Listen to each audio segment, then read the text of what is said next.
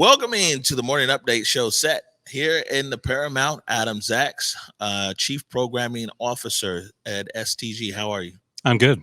All right. Hey, You thanks for seem joining good. us, You seem Adam. Yeah, I'm good. good What's up? energy. What's up? What's happening? Okay, so before we dive into it, maybe you can tell us briefly. I think the title kind of says it all, but maybe not. Chief Programming Officer. What's it all about? So I oversee the programming for Seattle Theater Group at our three historic theaters, the Paramount, the Moore, and the Neptune. And that includes all sorts of things like Broadway, comedy, concerts, fine arts, dance, all sorts of stuff. And we do over 700 shows a year in a typical year. And we can't wait for a typical year. So Yeah. I heard that this is a LaBelle said yesterday, 700 shows a year and basically a million guests. And I'm wondering how you push through 700 shows and still got all your hair. It's creeping back. I mean, oh man, I know Trey has some questions for you too, but I had a few quick ones before I toss it over to Trey. In programming, just in a general sense, through your career, what are some sure shots? Like, okay, if we get this in here, I know we're going to sell it out. Oh, I wish there was such a thing. But in my experience, there's no sure shots. But right now, comedy is a sure shot. Like, we keep putting comedy shows on sale and they're selling out. We add another show, it sells out. So that pretty clearly tells me people need to laugh. People need some levity right now.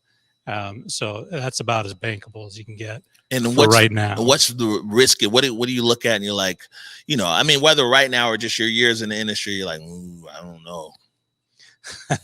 What to stay away from? Yeah. Oh yeah. That's a tough question, but usually once an artist hits the casino circuit, which is really lucrative for some of those artists, it's usually a sign that maybe they've peaked in terms of it might be hard for them to come back and sell what we call a hard ticket in the city and the Paramount once they've crossed over into state fairs and casinos. So but it happens sometimes. Man, that's a good bit of advice, Trey. Yeah. I mean, well, when you talk about, certain things, I think there's shows that also rise with the changing of the tides, right? And so, LaBelle was talking about it off camera yesterday, just like how Hamilton just kind of blew up the scene with regard to, shows that are really injecting racial equality and equity into the work. How have you kind of seen that happen over the years? Well, yeah, I mean, talk about bankable. Hamilton's probably the most bankable thing on the planet right now. And, besides just being so successful commercially, yeah, it was an incredible breakthrough just in terms of a lot of things with that show. But the casting was an incredible breakthrough and a creative risk that they took that really, I think, opened people's eyes to a new way of thinking about things and not just in theater, but across all sorts of live entertainment. Yeah. I mean, one of the things that we really got into yesterday was that there's some real intentionality to include Black community, to include communities that have historically been more excluded from the access to these venues. What kind of role do you play in that as Chief Programming Officer? Well, this has been a giant awakening for all of us, and in a lot of ways the last year and a half plus. And it's not just about who you're putting on the stages. It's about who's in the audience as well. And that means creating a welcoming environment.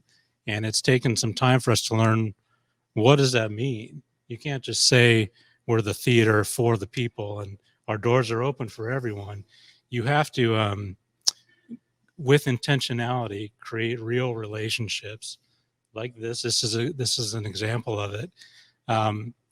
In order to send a signal that we really are open for everybody. So yes, it's important to see people that look like yourself on the stage.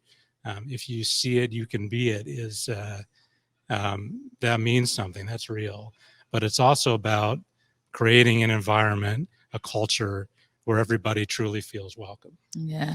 And lastly, for me, I mean, what are some of the, shows coming up that folks can kind of look to get out of the house and come enjoy that you may be excited about? Well, we're really anticipating the reopening of this theater, August 21st and 22nd. The Black Pumas will be the first ticketed show to happen here. The performance you've been broadcasting here have been the actual first shows on the stage in over a year and a half, which is just incredible. But that Black Pumas one, there should be some pretty incredible energy in the house that night.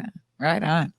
Yeah, no, that's dope. It's a great feeling to be to be in here. By the way, on the programming side, one of the things that the executive director Josh LaBelle said yesterday is more intentionality around. Well, he said one of the things he's most excited about is more local artists, and then also artists of color. Yeah, certainly. So there's so much local talent in Seattle, Definitely. and we really see it as a giant opportunity to play a bigger role in elevating voices. And there's a lot of ways that can look, but the reopening of the Neptune was an example of what we hope to do a lot more of.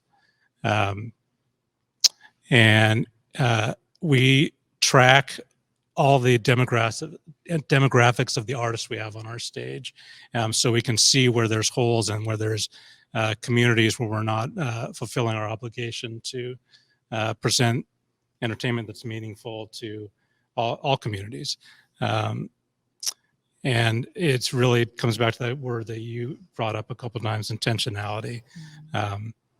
It's all well and good to have the desire to do something, but without the intentionality, you never create the change.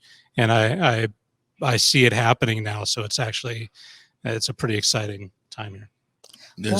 Glad you could speak about it, Adam. Great to have you here and letting us know kind of what's going on from your perspective at these three amazing theaters that you get to, be a part of. Absolutely. 700. Yeah, it's crazy. You stay. Look, we thought we was busy over here at the morning update show. You definitely stay busy.